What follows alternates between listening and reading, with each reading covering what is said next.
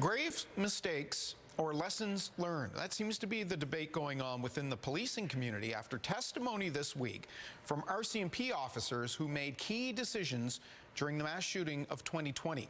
Our reporter covering the inquiry is Heidi Petracek. Any police officer should know that we may have mass incidents. This former RCMP undercover officer and depot instructor has a blunt assessment of the RCMP response to Nova Scotia's mass shooting. What has struck me is the non-preparedness of the RCMP in the province in relation to mass incidents. At the Mass Casualty Commission this week, former staff sergeants in charge at the time described not having key information about Gabriel Wortman's replica police car or his escape route.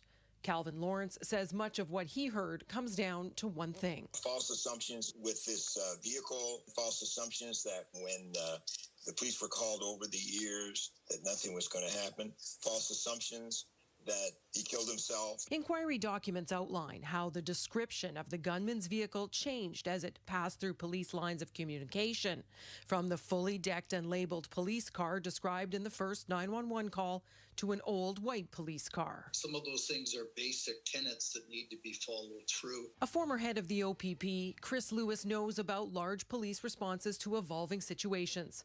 The tragedy was unprecedented, he says, but mistakes must be diagnosed and fixed for the future. In the middle of an operation, a key piece of information that gets missed, that can lead to injury and death and really hurts public and officer safety. One 31-year veteran of the RCMP has his own take. Steve Mills served with the force's Special Emergency Response Team and as a critical incident commander. No one could have ever been prepared for a scenario that unfolded. He says lessons have already been learned by the Nova Scotia RCMP, which made emergency response team members full-time after the tragedy and added GPS mapping and tracking for ERT, police dog, tactical and medical support members, although Mills would like to see that for all boots on the ground. But again, it's money, it's funding, that has to be put in place before any of that equipment can be purchased. As public proceedings in the examination of Canada's worst mass shooting resume next week.